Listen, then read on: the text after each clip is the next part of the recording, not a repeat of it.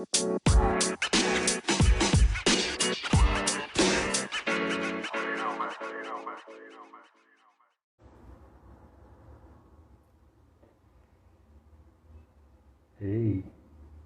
boa noite, bem-vindos a mais um Psi, Diálogos e Afetos. Estamos começando mais uma live.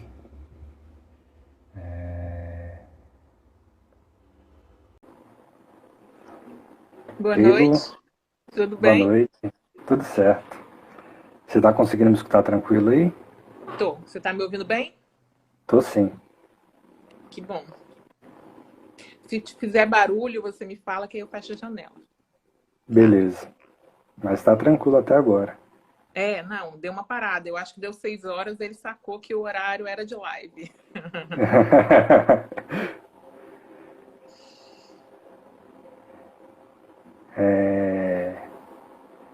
Se apresenta aí, fala quem é você, sua formação, pra gente dar... Espera quando o pessoal vai entrando, a gente vai se apresentando, pra gente começar o nosso papo. Tá, ok. Então, sou psicóloga, formada na UFES, mestrado, doutorado na Federal Fluminense, pós-doutorado agora na UFES, né? Tô finalizando agora. Todos na área de subjetividade política e exclusão social, mestrado e doutorado, pesquisando a questão de grupos de extermínio, de narrativas familiares de vítimas de violência, violência como um todo, né? Uhum. Trabalho na área da psicologia, estou como psicóloga na Prefeitura de Vitória, concursada, também trabalhando num serviço que atende vítimas de violência, que é o CREAS. Né? Estou concursada há 10 anos em Vitória, e tudo isso foi acontecendo junto. Assim, eu passei no concurso, passei no doutorado, passei no pós-doutorado, tudo ao mesmo tempo. Então, minha carreira profissional caminhou junto com a minha vida acadêmica. Tudo na área da violência. Né? É um pouco disso, assim. Atualmente, estou num serviço que atende população em situação de rua, mas estou em home office por enquanto, por conta da pandemia. Sim. Né? Caminho extenso, né? Uma longa jornada aí, muito chão, e isso é muito bacana, muito importante de se ver, né? Ainda mais na psicologia, que é uma área ainda muito branca, a gente ter uma psicóloga negra com todo esse caminho, para mim é muito inspirador. Assim, na minha época de formação, nós éramos só 2 mulheres negras na turma, né? E eu acredito que isso não melhorou tanto como deveria, como precisa, mas acho que a gente avançou um pouquinho, assim, caminhou um pouquinho. Né? Sim, Éramos 2 só, numa turma de 40, 45 alunos. caminhou muito pouquinho mesmo, mas estamos caminhando, né? Para quem não me conhece, eu me chamo João Otávio, eu sou estudante de psicologia, estou no segundo período e pretendo ter uma caminhada muito grande quanto a nossa colega aqui. Eu chamei a Lu para a gente estar conversando aqui um pouco sobre o extermínio da juventude, né? É uma área que ela estuda, né? Que ela tem se debruçado e eu acho que vai ser um assunto muito importante para a gente discutir, porque a gente vê todos os dias, dia após dia, jovens sendo mortos, seja entre jovens moradores de comunidades diferentes, sendo mortos pela própria polícia, pela mão do Estado. Então a gente precisa mesmo discutir sobre isso para realmente desmistificar alguns pontos, né?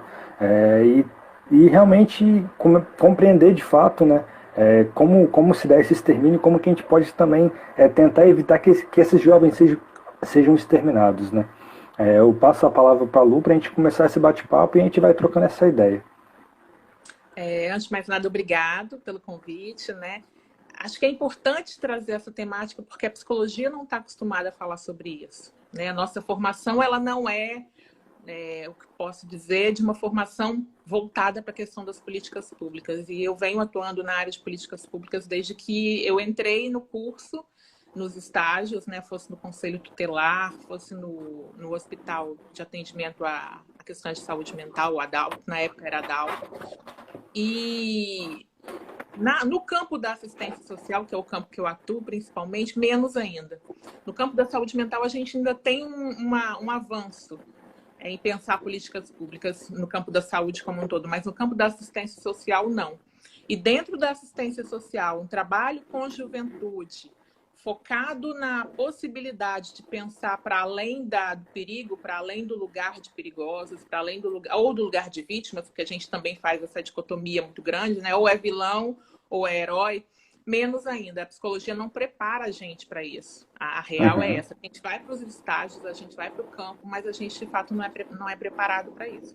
E minha formação foi toda nessa área, né? Então, assim, eu passo pelo conselho tutelar, eu passo por espaços de atendimento a vítimas de violência no estágio, passo por espaços dentro de comunidades, como São Benedito, como São Pedro, para finalmente me formar. E aí, quando me formo, vou para o mestrado pensando por esse caminho, porque na época eu trabalhava com crianças e adolescentes que, de alguma forma, estavam em situação de rua, fosse na mendicância, fosse trabalhando, né, o trabalho infantil. E aí no mestrado me incomoda muito essa questão do extermínio de crianças e adolescentes em Vitória. E aí vira minha temática. E é a partir daí que eu começo a pesquisar e começo a pensar um pouco esse lugar da juventude e do extermínio. Então, uma coisa que a gente começa a perceber, e aí você pode me interromper, porque eu falo pra caramba, tá? Tá Uma bom. coisa que a gente começa a perceber nesse período de pesquisa é que a gente dá lugares muito formatados para essa juventude, né?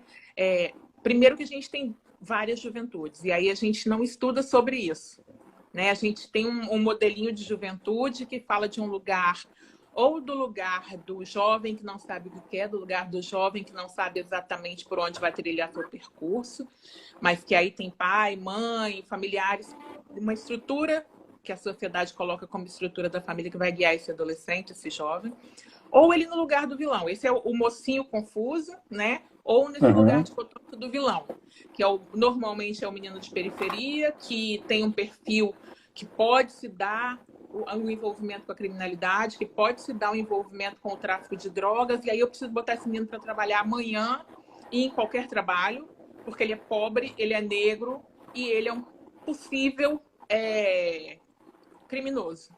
Então, eu colo lugares nesses corpos juvenis, né? Nesses corpos jovens. Eu colo ou lugar do branco classe média, que tem que estudar e que tem que ver alguém, que é confuso, mas que vai agarrar na mão da família e a família vai levar ele para algum lugar. Ou do menino negro de favela, que não é confuso, que não é menino, que é perigoso e que eu tenho que, de alguma forma, ocupar o tempo dele com qualquer coisa, de preferência de péssima qualidade, sejam cursos técnicos, seja a formação, para esse menino não virar bandido. Então, a gente vai usando essa dicotomia o tempo todo, de herói e de vilão, de pobreza e de periculosidade que vão se atravessando. E isso é grave porque a gente vai colando isso na estrutura do sujeito. E eu não estou falando de estrutura enquanto psicologia, não. Estou falando de estrutura mesmo de lugares, de construção histórica, né? E essa construção histórica, ela é perversa. Porque quando eu colo isso no corpo do sujeito, eu também colo nele um alvo. Então, eu vou colar nas suas costas um alvo diferente daquele que eu vou colar nas costas de um outro menino na sua faixa etária e com uma outra cor de pele diferente. Entende? E aí, no mestrado, eu vou sacando isso e quero estudar mais, só que o mestrado é um período muito curto, são 2 anos, e você não consegue estudar porra nenhuma. E tem um orientador que fica ali no teu pé, né? E fala assim, estuda Luiziane, e termina essa dissertação logo. E aí, no doutorado, o que aconteceu? Eu fui para o mestrado, voltei para Vitória, passei no concurso.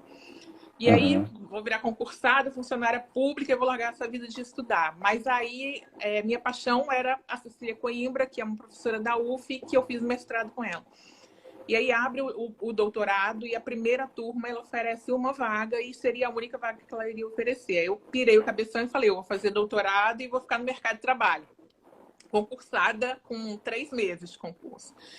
E aí construí um projeto para o doutorado para pensar justamente esse extermínio desse corpo negro, desse corpo periférico, né, a partir da narrativa de familiares desses meninos, e não da narrativa que é construída pela mídia, da narrativa que é construída pelos pelos poderes que acabam transformando esse corpo num corpo com um alvo nas costas, assim, mais ou menos, entendeu? Aham. É muito interessante quando você traz aqui essa questão das juventudes, né, que de fato são mais de uma, e você especifica muito bem qual é essa juventude que tem sido exterminada, né, que vem sendo exterminada ao longo do tempo, né, que é essa juventude que é periférica, que é majoritariamente pobre e preta, né. Eu lembro, eu morei em Jardim Camburi, na minha infância, né? Até pouco tempo, né? Na região de Atlântica Villa ali, né? Que é a periferia ali de Jardim Camburi, né?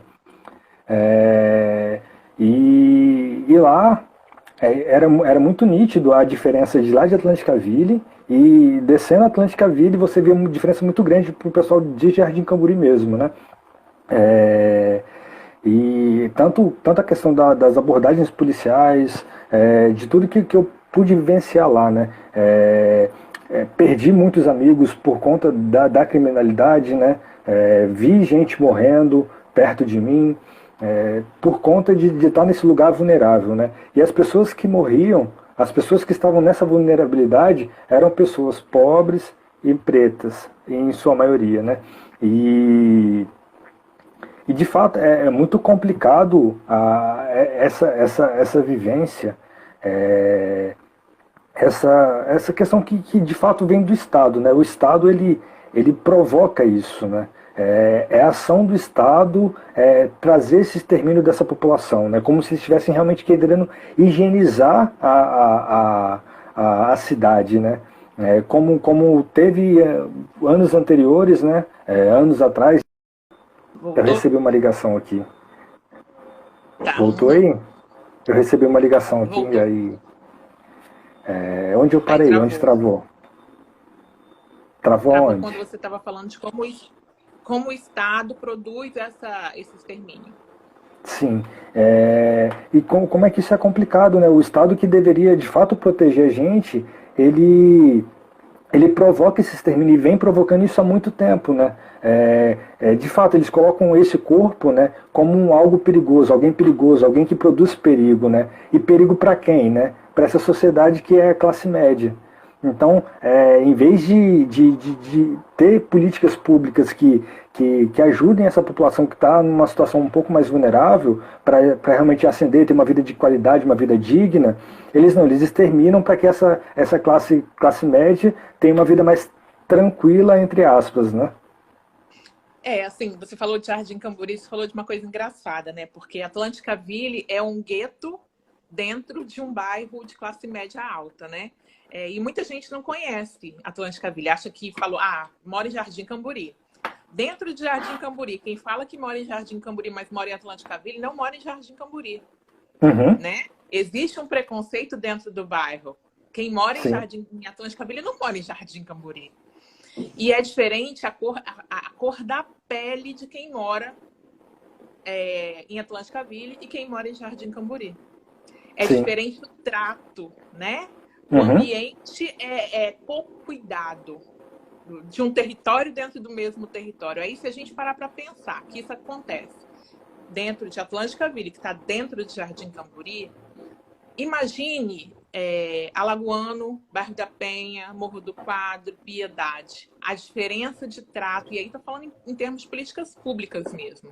Porque a gente Uhum. sabe, por exemplo, que a limpeza pública é diferente em bairros de Sim. classe média e em bairros de classe baixa. A gente sabe que as unidades de saúde dentro de um mesmo município são diferentes. Então, se Atlântica Ville, dentro de Jardim Camburi, sofre um tratamento diferente, imagine os bairros pobres, de fato, Sim. né? Porque a Atlântica Ville, historicamente, é uma invasão. Né? Sim. Foi uma invasão que aí as pessoas foram vendendo os apartamentos, passando para outras, e virou um bairro dentro do bairro. Mas nunca foi aceito de fato. E aí, quando você fala de uma classe média que vive protegida, ela se protege, inclusive, dentro dela, né? Porque Atlântica Ville é como se fosse, por exemplo, o lugar da compra da droga, é como se Sim. fosse um espaço, né, onde os miseráveis ficam, e aí eu frequento lá para a prostituição. Todas essas coisas são coladas em Atlântica Ville, como se não existissem dentro de Jardim Camburi, né? como se Sim, fossem dois sim, mundos diferentes, como se as drogas e a prostituição não existissem no bairro. E aí, você tocou num assunto importante, porque fala também de como a gente produz isso nos corpos que estão nos outros bairros. Se produz isso em Atlântica-Ville, a gente produz isso 10 vezes mais em bairros como o bairro da Penha, que ontem estava numa guerra absurda com a sim, polícia, porque, né, todas as vezes que a polícia entra nesses territórios, ela entra para esculachar a comunidade, ela nunca entra para, de fato, exercer o papel que ela deveria. E, enfim, eu nem acredito no papel que a polícia deveria exercer, mas suponhamos que ela tivesse um papel. Ela não consegue entrar nesses espaços com esse papel, né? Ela não protege de fato. Ela exerce o papel de controle e de extermínio dentro dessas comunidades. Ela exerce um papel de braço armado do Estado. E aí, sim, a troco de que isso? Quando você fala bem assim, porque o extermínio funciona de uma forma muito forte, né? Porque é para isso. A máquina está funcionando. Quando a gente pensa nos corpos pretos, para a máquina funcionar, ela tem que funcionar de alguma forma, colocando esses corpos num lugar de extermínio, né? Não é à toa, não sim. é ao acaso. A máquina não está funcionando errado, muito pelo contrário, ela está funcionando de forma correta e coerente, dentro daquilo que se espera de uma sociedade capitalista, neoliberal, blá, blá, blá, blá, blá, blá, blá, blá, blá, né? E é importante quando você coloca isso de Atlântica-Ville, porque é a máquina funcionando dentro do próprio território da classe média, né? Sim. E trazendo essa questão do extermínio pelo próprio Estado, né? A gente vê e é noticiado constantemente, né? E cabe uma crítica aqui também, né? Porque quando essa notícia ela vem, ela não choca a gente. É uma notícia que bate, tipo, mais um, né? Sempre é mais um corpo preto que é morto, né? Como se a gente não tivesse implicação né, nessa morte, né? Como se ela não fosse importante o suficiente para a gente se importar com ela. Não é uma vida que seja digna de luto, né? Para a sociedade como um todo. E é pelo contrário, né? É uma vida digna de luto, sim. E a gente precisa fazer esse luto, a gente precisa realmente ver por que isso tem acontecido, né? De fato, você falou que é o funcionamento do Estado, essa é a lógica do Estado, né? Então, o Estado está, em sua visão, está funcionando muito bem, exterminando a nossa população. Mas a gente vê que esse Estado tem ceifado a juventude, né? Que é o futuro, que é o presente desse país, né? A gente tem casos que tem uma repercussão um pouco maior, né? E como o caso da Ágata, do João Pedro, de ontem para hoje, a gente teve o pessoal lá de Santo Antônio, e que são os seus conterrâneos, que foram também brutalizados. E essas vidas não são passíveis de luto, assim. A gente não consegue ter essa empatia, sabe? Como é que a gente chega numa sociedade como a morte não toca a gente, sabe? Isso me intriga muito, porque eu me vejo nesse corpo, sabe? Poderia ser eu, e eu não sou digno de luto, sabe? Isso me dói bastante. É importante que você coloca dos corpos que são dignos de luto, né? Não sei se você observa, e isso eu observo muito porque é um pouco da minha pesquisa, quando a gente tem uma notícia referente a óbitos em bairros de periferia, né? Vamos pegar, por exemplo, o exemplo de ontem. Os meninos morreram por volta de 4h30, 5 horas da tarde, e a notícia logo pipocou. Eu recebi em vários grupos, porque eu estou no grupo do bairro, porque eu estou no grupo de quem trabalha no bairro. E aí, quando eu fui para a mídia, já tinha uma notícia de um jornal de grande circulação. E aí eu fui direto nos comentários. E os comentários são os mais doentios, e aí eu vou falar doentios no sentido de, não de uma doença mental, mas doentios no sentido de escrotos e baixos e perversos, Uhum. e de um lugar assim que eu não consigo nominar. E aí era aquela coisa, né, repetitiva. Alguma coisa eles fizeram, não estava no lugar errado na hora errada. Ou então, porque postaram as fotos dos meninos, né? Tiraram fotos deles mortos, saíram em grupos de WhatsApp. E Uhum. aí a fala era uma fala tão nojenta e covarde, né? Porque eram meninos pretos e pobres, e de uma comunidade pobre, logo eram bandidos. Então a gente cola nesses corpos no lugar do perigo. A gente Sim. cola no lugar do perigo e automaticamente a gente autoriza que esses corpos sejam exterminados, né? O teu corpo é exterminável, o meu corpo é exterminável. E mais do que isso, é comemorável, é mais um CPF cancelado, como a gente vê nas notícias, né? Se você olhar lá os comentários, é isso, é o CPF cancelado, é o bandido bom é bandido morto, tá sentado no colo do capeta. E aí, de ontem para hoje, a notícia que saiu hoje de manhã, que o digníssimo secretário de Segurança falou, de manhã, que ele não podia falar com certeza, mas ele tinha quase certeza que os meninos eram envolvidos com crime organizado, com tráfico de drogas, com o PQP. E aí, na hora do almoço, o delegado da Polícia Civil coloca que os meninos não eram envolvidos. E, de fato, não eram. Eu vi o Yuri crescer, um dos meninos que morreu. E se fossem, não dava o direito de ninguém de matá-los. Acho que é isso que a gente precisa bater na tecla também. Sim. O envolvimento ou não com a questão da criminalidade não dá o direito de vida e morte desses corpos. E aí, hoje, na hora do almoço, os meninos já não eram mais os criminosos. Eles já eram as vítimas. Então, a gente também desautoriza esses corpos, tá? A gente tira a potência desses corpos quando a gente coloca eles no lugar de pretos, pobres, perigosos. E a gente desautoriza esses corpos quando a gente coloca eles no lugar de pretos, pobres, coitados. Né? A mídia em cima das famílias, a mídia tirando foto, o secretário de segurança falando asneira. E me deu uma agonia, aquilo, uma agonia, um nojo, sabe? Parece que a gente fica perdendo de pouco o tempo todo nessas situações, porque são corpos pretos o tempo todo, corpos pretos que estão caindo, pretos e periféricos, né? E é isso, assim, por mais que você esteja num lugar diferenciado de talvez classe média baixa, seu corpo é preto. Não está tão exposto, mas está exposto, né? Não, você não foge desse lugar, eu não fujo desse lugar. Nossos corpos são vilipendiados o tempo todo de outras formas. E se em algum momento a polícia topar contigo e te der um tiro achando que você é bandido, vai colocar uma arma na tua mão e vai falar que você era bandido. Sim. Vai produzir esse lugar para o teu corpo. Né? Então, assim, outro dia eu estava dando uma palestra na UFES, inclusive para alunos do quarto período, e aí um aluno foi contar uma experiência falando que ele se sentia mais seguro em Jardim da Penha do que nos bairros periféricos, né? Um aluno negro. Falei, logicamente, você está falando de um lugar de classe média. E aí, no lugar de classe média, você vai se sentir mais seguro em Jardim da Penha do que no Alagoano ou em Santo Antônio. Mas o seu corpo preto chega primeiro do que o seu status de classe média.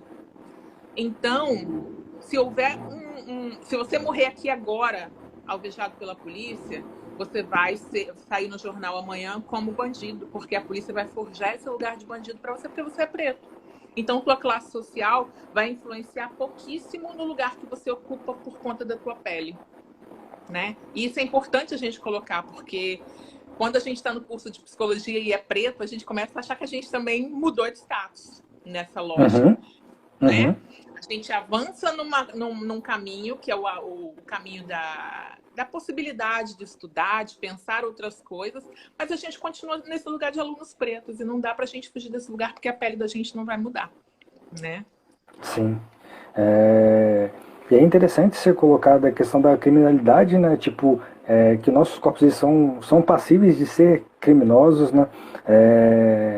E isso justificaria, né, essa brutalidade com os nossos corpos, né? A sociedade tende a achar que os corpos brancos não são passíveis de cometer crimes, né? E eu acho que é muito pelo contrário, né? Eles cometem muito mais, assim, em quantidade, questão de tráfico de drogas, por exemplo, né? As drogas, elas, como você postou esses dias aí em um dos vídeos seus, né? Elas não brotam na comunidade do nada, né? Ela vem de algum lugar, né?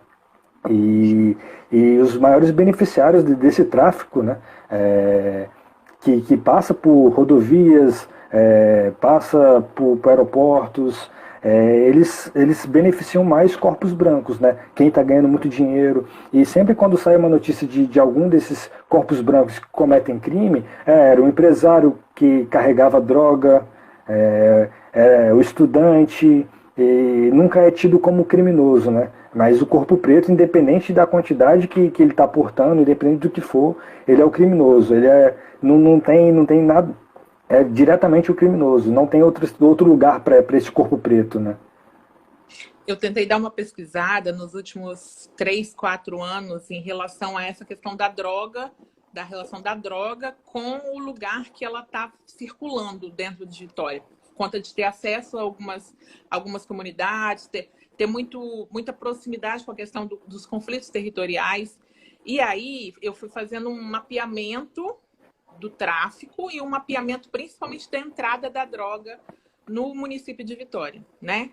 E aí, se você parar para observar, os conflitos territoriais vão acontecer justamente próximos aos locais de entrada das drogas.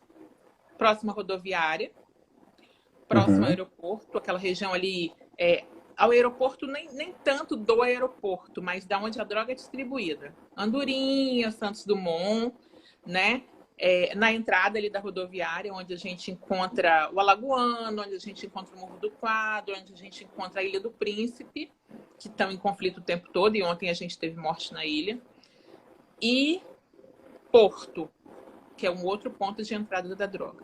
E aí você vai ter os bairros do entorno.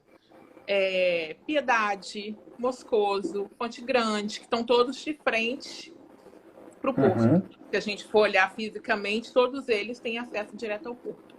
E aí as pessoas fazem a ligação direta entre drogas e periferia, pensando no que circula dentro da comunidade, mas não na droga que entra pelos principais pontos de entrada do município, que não entra pela periferia, ela chega na periferia.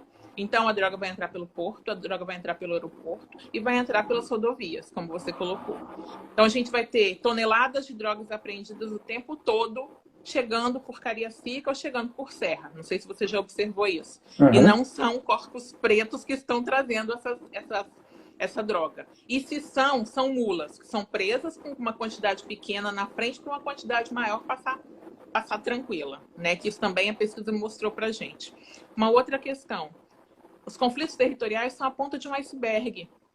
Os meninos pretos que estão se enfrentando muito mais por existência, como eu falei no último vídeo, do que por grana e por poderio de armas e por poderio de drogas. Porque, como eu falei esses dias, todos eles, ou uma grande maioria, são enterrados no cemitério de Maruípe, o cemitério de pretos e pobres no município. Nós sabemos disso. São meninos pobres e pretos que necessitam do auxílio funeral, que é o benefício socioassistencial do município para pessoas que, de alguma forma, precisam realizar o funeral e que não tem como manter, como pagar esse funeral. Então, grande parcela dos meninos que são os chefes do tráfico, que passa na mídia, que é o grande vilão do bairro da Penha, o grande vilão do Alagoano, o grande vilão do Caratuíra ou do Morro do Quadro, são meninos extremamente pobres, de famílias extremamente pobres, que vivem de programas socioassistenciais e que, de alguma forma, não têm acesso nenhum a esse topo do tráfico de drogas. Esse topo não é ocupado por essa molecada que está morrendo na ponta. Os meninos estão se matando por conta de existência, como eu falei outro dia. Eles querem existir, eles querem um lugar. E aí a guerra, o conflito territorial, dá a eles esse lugar de poderio. Uma vez eu conversei com um menino do bairro da Penha e ele falava para mim bem assim, a melhor coisa que aconteceu para a gente foi criarem essa questão do trem-bala, porque agora todo mundo tem medo da gente. E eu falei assim, mas você faz parte do trem-bala? Então ele falou assim, não sei nem o que é isso.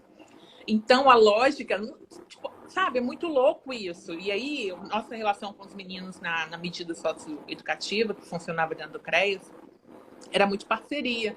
De ouvir, de sentar e pensar junto, de trabalhar questões relativas ao tráfico mesmo, ao envolvimento, e de falar, olha, não vou colocar no relatório, a gente vai conversar isso aqui e a gente vai tentar mudar alguns caminhos. Aqueles que a gente conseguir mudar, ótimo. Aqueles que a gente não conseguir mudar, vai ser redução de danos, meu amigo. E aí eles falavam claramente, a maioria nem sabia da existência de algumas facções que são criadas pela mídia. Se produz esse lugar do perigo também da facção, né? É muito bonito a gente criar o trem-bala, o bonde do não sei que lá, o tudo 3, o tudo 4, o tudo 45, e aí eu tô brincando com os nomes, mas é isso. A gente constrói o lugar do perigo, dá esse lugar do perigo para pretos e pobres, cola isso nas costas desses meninos e aí a gente comemora quando a gente extermina eles. A gente comemora quando cada um desses corpos cai. Porque a gente está se sentindo seguro quando a gente derruba esse corpo. E esse corpo nada mais é do que a ponta da ponta da ponta de um iceberg que é muito maior, né?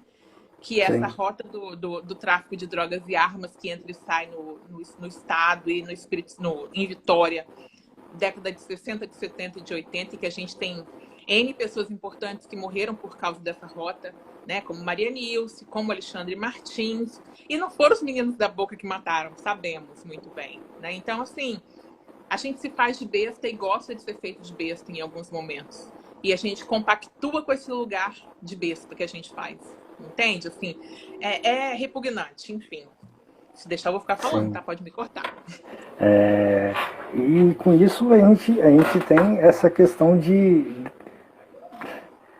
esse termo chulo que tem, né, que é as guerras às drogas, né, que de fato não combate droga, a guerra de droga nenhuma, né, porque eles só querem trazer essa justificativa para poder exterminar essa população periférica, né, porque se eles quisessem de fato trazer uma política de extermínio às drogas, né, teria que atuar de uma forma completamente diferente, né, e sim na entrada da droga dentro dos municípios, prendendo realmente quem é o cabeça desse tráfico, né?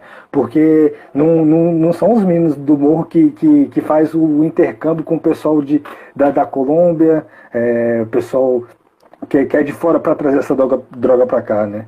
Eles só revendem, né? Eles só são os varejistas ali, né? E como é que esse Estado ele joga tão baixo para trazer para essa juventude essa culpa, né? Essa responsabilidade das drogas e da criminalidade na sociedade, né? E isso justificando esse extermínio, né? É chulo o que o Estado faz. É chulo e é vergonhoso, porque cola, né? Quando a gente fala em guerra às drogas, a gente está falando guerra a um corpo. A Ana fala ali, guerra aos jovens negros e periféricos. É isso. Não é uma guerra às drogas. É uma guerra a um determinado corpo, é uma guerra a um determinado território. Não é à toa que a gente está tendo ações policiais, ações ditas que são para o combate às drogas, né? Uma guerra às drogas, uma pseudo-guerra às drogas, mas que na verdade é uma guerra aos territórios pobres. Se a gente for Sim. olhar onde eu fiz também uma análise das últimas operações policiais, né, num determinado momento aí, há uns 2 meses. E aí nós tínhamos claramente uma operação policial chamada Caim. Eu até brinquei outro dia, falei que a gente não pode nem ser ateu.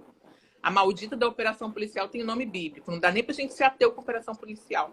E aí a Operação Caim fez apreensão, tipo assim, de 50 armas de pequeno calibre, de pouca coisa ou quase nada de drogas, prendeu 200 pessoas, sendo que cada etapa da Operação Caim contava com cerca de 100 policiais. Prendeu 200 pessoas em 6 operações dessa lógica da Operação Caim, né? E aí eu fico me perguntando qual é o efeito dessas operações, porque apreender 50 armas, meu amigo, a gente sabe que, né, 50-38, a gente sabe que não é o 38 que está rolando no mundo real. O 38 é do pé de chinelo, que é o olheiro do tráfico, que olha lá. Mas a gente sabe que as armas que estão circulando no estado não são armas de pequeno calibre, né? E no morro não tem arma de grande calibre, são raras as armas, e são armas alugadas, que isso fique claro.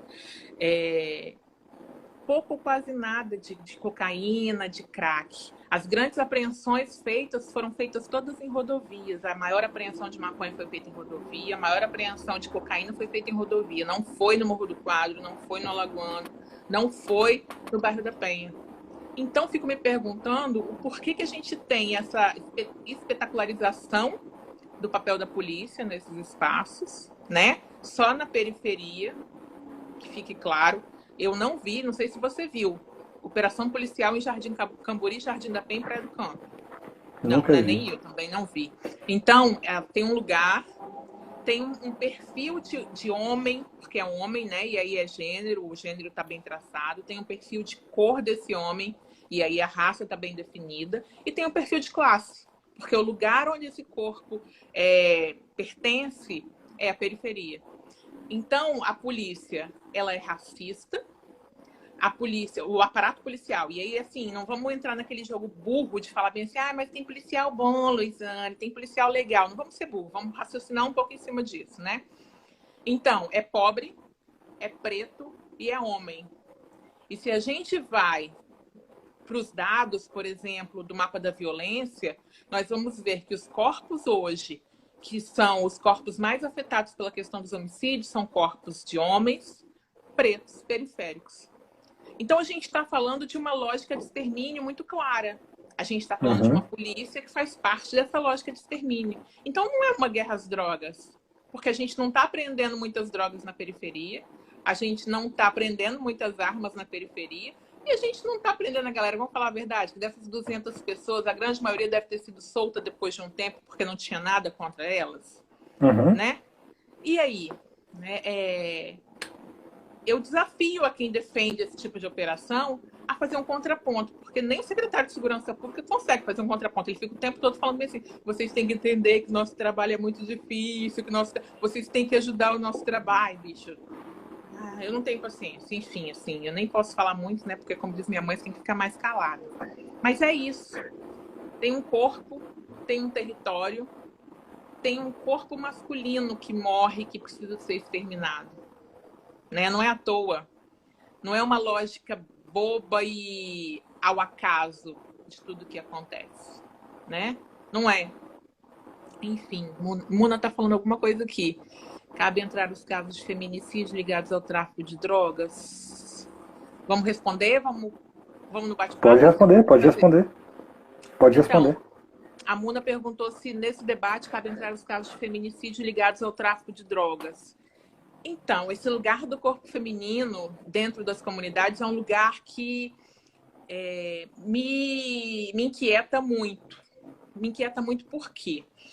O atendimento às meninas envolvidas com o tráfico no CREAS, né, e na medida socioeducativa mais especificamente, me provocou muito no sentido de que a gente coloca as meninas num lugar escroto. A assistência coloca as meninas num lugar escroto. Por quê? Porque normalmente os discursos são: as meninas do tráfico são as meninas mais difíceis de se lidar. É muito mais fácil lidar com os meninos, porque as meninas são mais perversas. As meninas são mais malvadas quando elas cometem algum tipo de crime. E quando essas meninas são mortas, normalmente elas são mortas com requinte de crueldade.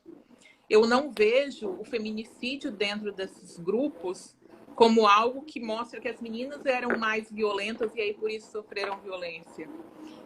O corpo feminino, ele é vilipendiado porque ele é feminino, né? E não porque ele tem esse envolvimento com o tráfico de drogas. Como a Muna coloca ali, são subnotificados, com certeza. E muitas vezes eles vão passar por envolvimento com o tráfico de drogas e não por feminicídio. Justamente porque esse lugar do corpo periférico deve ser colocado extremamente ligado à questão da droga e não ligado ao corpo feminino que sofre por ser feminino. Então, talvez o número de feminicídios possa não ser real quando a gente pensa em meninas que estão envolvidas com tráfico de drogas.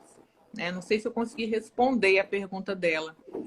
Cabe os casos de feminicídio ligado ao tráfico de drogas? É isso, assim. Eu acho que o corpo feminino, ele continua sendo o corpo feminino dentro do tráfico. Ele não passa a ser o corpo do tráfico, como alguns pesquisadores gostam de colocar, né? Não, a menina é envolvida com tráfico, então ela morreu por conta do tráfico. Normalmente ela morre porque ela é mulher. Dentro do tráfico existe uma hierarquia que também coloca esse corpo como um corpo inferiorizado. Então, quando uma mulher assume uma boca, por exemplo, e eu já tive experiências de vivenciar com mulheres que, né, de ter relações de trabalho com meninas que assumiam a boca, essas meninas, quando são mortas, elas são mortas com requinte de crueldade que não está ligado ao tráfico. Está ligado a ela ser uma menina que assumiu um lugar de poder. Né? Então, o feminicídio, ele é subnotificado quando a gente fala que ele foi por conta do envolvimento com a droga e não por conta daquele corpo ser um corpo feminino. Não sei se consegui responder.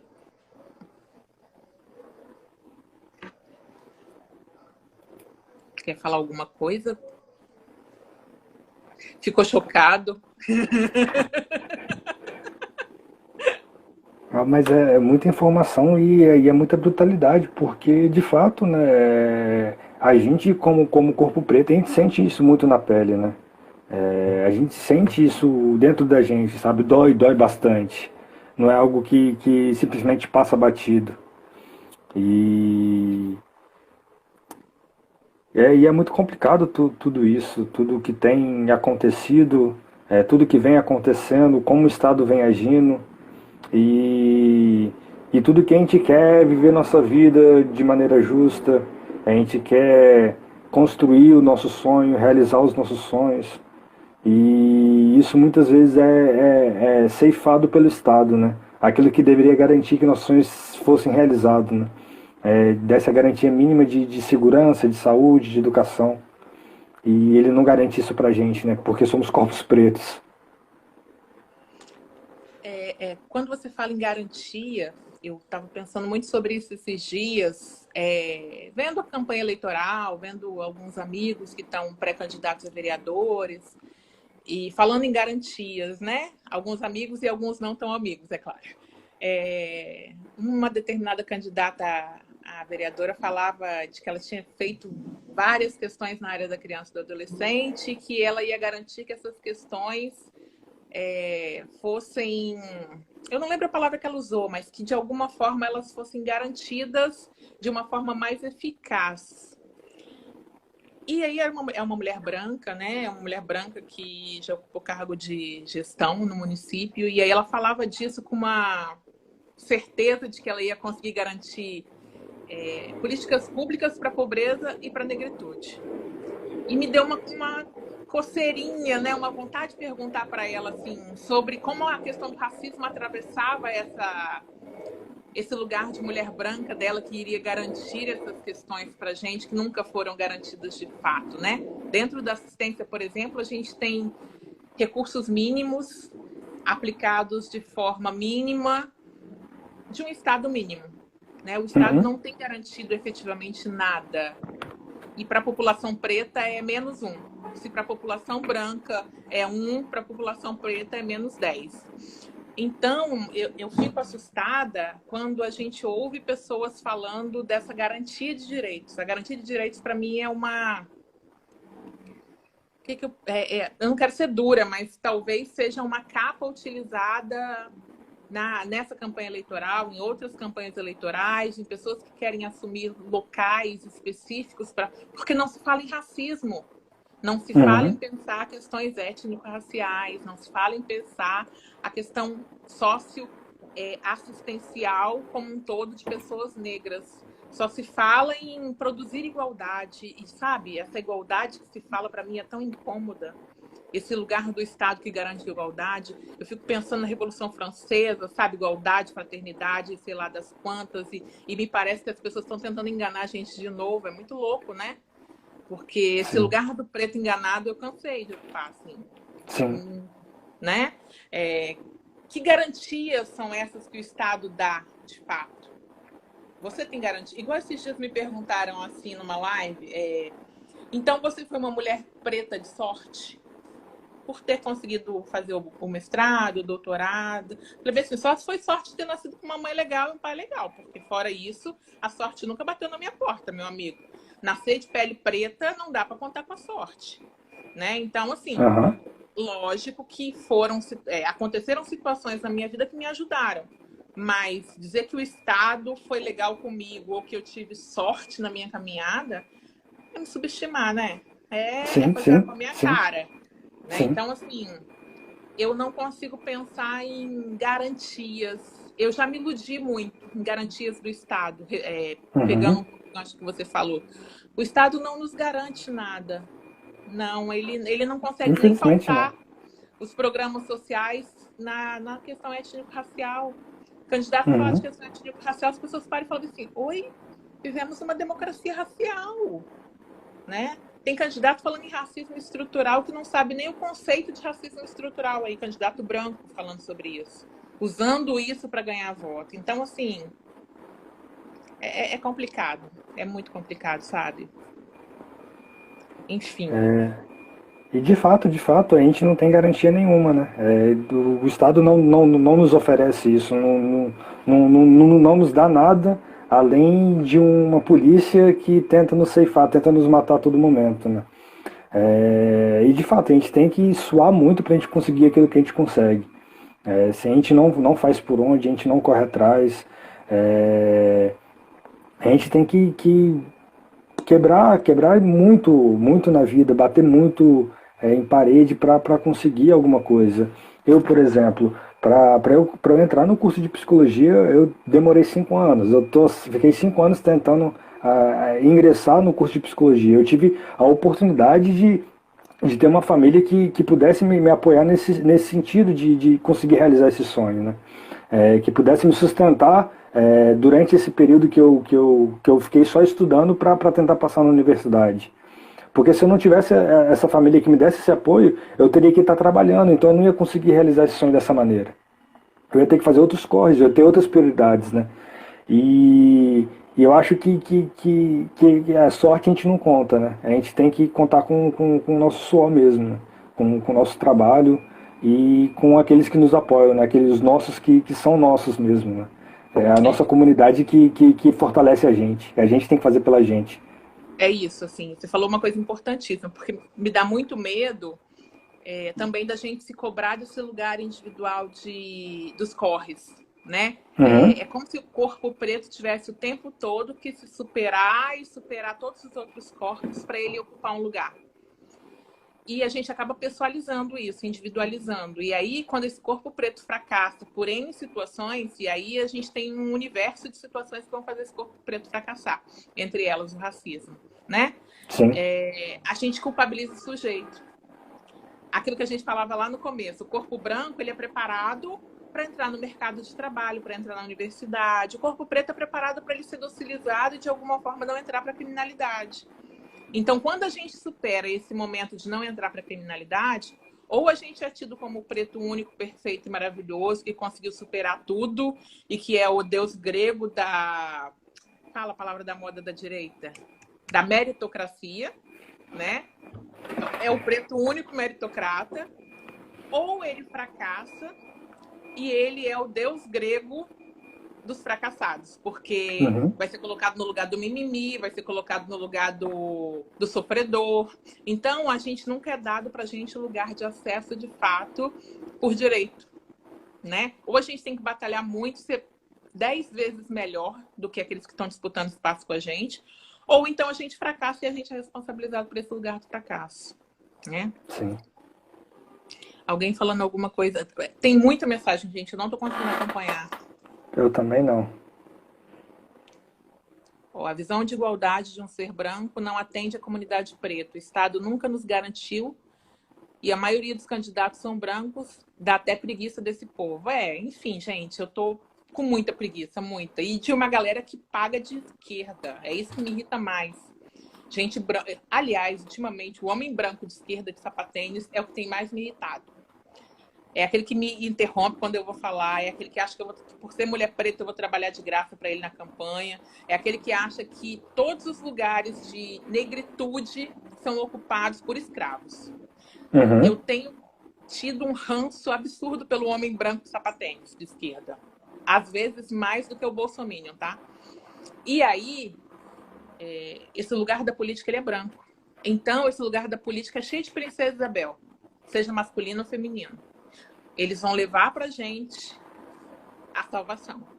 Seja na parte de assistência, seja na parte de saúde, seja... A maioria dos candidatos vai fazer isso. Vai prometer coisas que nos dão a possibilidade de sermos salvos, né? Sim. E esse lugar de salvamento é um lugar bizarro, porque é o lugar da vítima. Quando eu falei lá no começo dos meninos que morrem, ou são os vilões, ou são as vítimas sem potencial Sim. nenhum, é esse lugar que a gente é colocado de novo, né? Infelizmente, assim. Alguém está falando para falta de acesso e recurso, para essa falsa... Nossa, não estou enxergando. Você está conseguindo ler? Achei aqui. E para falta de acesso e recurso, essa falsa EAD a criançada e a juventude preta periférica está sendo coagida e corre risco de Covid nas escolas. Eu acho que ela está se referindo ao governador aí que liberou as aulas aí para voltar. Como as criançadas não têm acesso à internet e essas coisas assim, né? E para estudar tem que correr risco de vida, né? Se não é pela polícia, é pela doença. Isso. Os últimos levantamentos que eu fiz, não são recentes, davam conta de que os corpos pretos também eram os corpos mais atingidos pela Covid, né? Homens pretos negros, no caso, pardos e pretos, eram os que mais morriam, e mulheres negras eram as que eram mais contaminadas. Eu não sei como está atualmente, mas esse perfil perdurou durante os 4 primeiros meses da pandemia. E aí, com a volta às aulas, é como se de fato a gente mais uma vez colocasse em exposição esse corpo preto. Ele era o que mais contaminava, ele era o que mais morria, e agora ele é o que vai ser colocado na linha de frente para sofrer os impactos para a educação privada voltar, vamos ser sinceros, né? Porque, de fato, as escolas públicas vão voltar só para ser uma justificativa para a educação privada voltar, porque a gente sabe que as escolas públicas voltarem nesse momento é uma insanidade. Sim. Há 2 meses do final do ano letivo, há 2 meses da gente começar a pensar um 2021 em termos escolares para essas crianças, para esses adolescentes. A gente vai falar em voltar. Vamos voltar, tá tudo bem, tudo feliz, tem álcool, tem papel higiênico, tem água na escola, né? A sensação que eu tenho é que as pessoas que estão falando em retorno nunca foram uma escola pública, né? Sim, sim. Lógico, nunca foram mesmo. tem escolas públicas muito boas, não posso dizer que todas são assim, mas eu já dei aula em escola do estado que eu levava meu papel higiênico e que não tinha água e que não tinha nada, né? Então, assim, quem está falando em retorno escolar e está falando que vai ter garantia, me desculpa, mas é branco de classe média. Não é preto de periferia. Né? Se é preto de periferia, está sendo enganado. Teve uma manifestação no sábado das escolas particulares falando que as aulas tinham que voltar porque as crianças pobres estão sofrendo. Um monte de madame loira e carro de luxo. É isso. A manifestação não é na periferia. A periferia não está falando em volta às aulas. A periferia ainda está falando em contaminação na linha de frente, nos supermercados, nas farmácias, na padaria, né? A periferia está desde sempre sem fazer isolamento, mas ela não quer colocar o filho dela exposto na escola pública, porque ela conhece a escola pública. Quem quer voltar é dono de escola. Quem quer voltar é a galera classe média que está de saco cheio de ficar com as crianças e precisa colocar as crianças, enfiar as crianças em algum lugar. Né? Sim, é justamente isso. Você queria falar alguma coisa? Não, você estava falando da questão das escolas públicas, né? A gente nem precisa ir muito longe. Na própria UFES, a gente tá passando uma situação muito precária, né? Banheiro sem papel higiênico, banheiro com torneira, sem torneira, né? A torneira não funciona. Numa universidade federal a gente não está tendo acesso a esses itens que são de essencial para esse momento, né? É incabível pensar uma volta às aulas de fato, né? É mais uma forma de exterminar a nossa população. É simplesmente isso, é mais uma forma de exterminar a nossa população. Não dá para a gente descolar esse projeto político de extermínio de todas as ações do Estado, né? Existe uma aliança muito íntima entre essa lógica de extermínio, que ela vai passar pelo extermínio do corpo, mas ela também vai passar por um extermínio subjetivo, né? Porque a gente não extermina só quando a gente acaba com o corpo. Por exemplo, hoje de manhã, quando o secretário falou que os meninos eram envolvidos com o tráfico, que era uma guerra de gangue, ele matou os meninos mais uma vez hoje de manhã. Que eu chorei ontem, eu chorei hoje de manhã de raiva. Ontem eu chorei pela perda, hoje de manhã eu chorei pela raiva. E aí, na hora do almoço, quando o delegado da Polícia Civil falou que eles não eram envolvidos com o tráfico, eu fiquei me perguntando, puta que pariu, a gente tem que ficar o tempo todo se justificando e dizendo que a gente não é envolvido com o tráfico. E aí eu chorei de novo, porque mesmo corpos já mortos, a gente tem que ficar defendendo esses corpos. Sim. Corpos pretos, né? Então, não dá para a gente tirar, desvincular essa íntima relação do Estado com o extermínio desse corpo vivo ou morto. Não dá, não existe desvinculação nunca, nem quando a gente dorme, nem quando a gente morre. E nem quando a gente volta às aulas num período de pandemia, né? Cláudio Lu, está falando aqui que ai, na TV mostra só um modelo de escola que está no padrão. Exatamente, vai filmar uma escola só para sempre, forever, e vai dizer que todas estão no modelo. Pode falar, acho aham. que nosso tempo está acabando, né? Isso. A gente tem mais ou menos uns 5 minutinhos. Se você quiser dar uma palavra final para concluir a nossa conversa, para a gente já ir terminando. Então, foi muito legal. Como eu disse, eu sou muito falante, né? Eu gasto muito, assim. Acho que o espaço é extremamente importante para a gente pensar outras coisas para além da psicologia que a UFS tem produzido.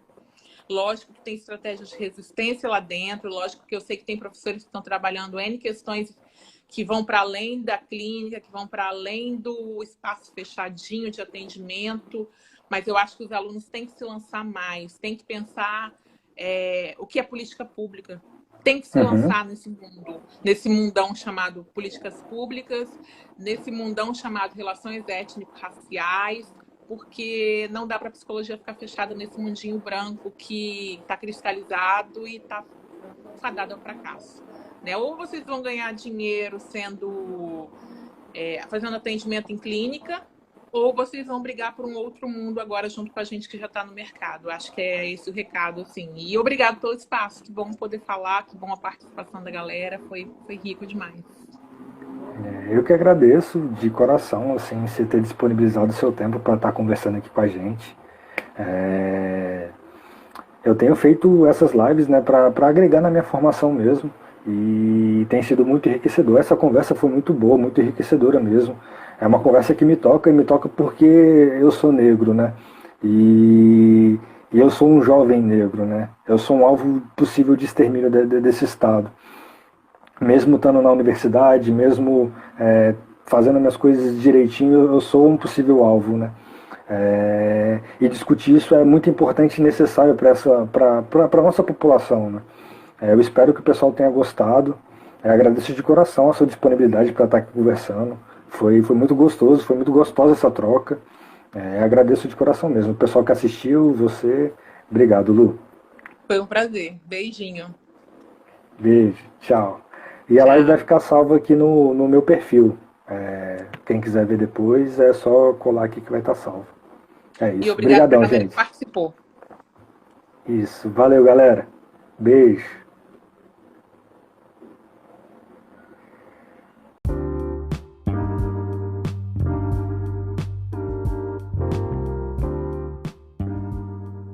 E lembrando que também estamos com uma campanha no Apoia-se. O link está na descrição do episódio. E essa campanha tem o objetivo de manter esse podcast em funcionamento. Você clicando nesse link, você pode ver todo o detalhamento da campanha. E se você quiser e puder colaborar, você pode estar ajudando a partir de R$ 1 mensal. Ou também você pode estar fazendo uma colaboração via Pix, que também está na descrição desse episódio. É nóis, tamo junto e até a próxima.